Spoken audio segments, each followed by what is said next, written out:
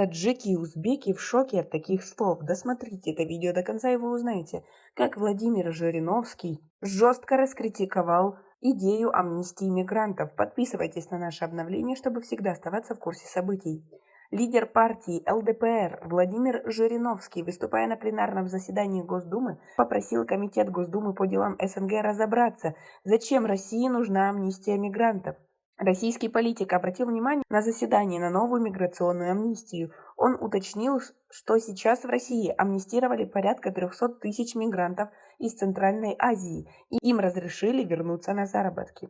Кто здесь хулиганил, избивал, насиловал? Им было запрещено возвращаться в Россию, их амнистировали. Скоро приедут 300 тысяч. Сейчас они вернутся, и вы увидите, что они будут творить, высказался Жириновский. 300 тысяч скоро приедут, обозленных, ибо их выгнали за последние 10 лет. Выгнали.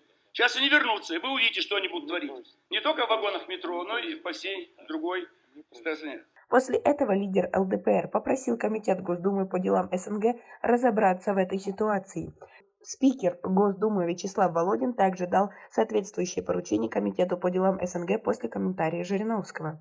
Как вы относитесь к такой ситуации? Ведь, несмотря ни на что, Владимир Жириновский не последний человек в правительстве России, и его мнение очень часто учитывают. Свои ответы напишите нам, пожалуйста, в комментарии. Насколько я знаю, речь идет об административных правонарушениях, связанных с просрочкой регистрации, уточнил новые поправки Володин.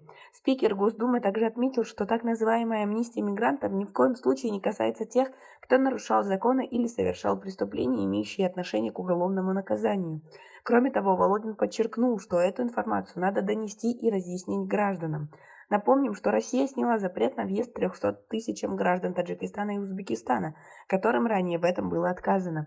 Амнистия не распространяется на иностранных граждан, которых депортировали из Российской Федерации на основании решения судов.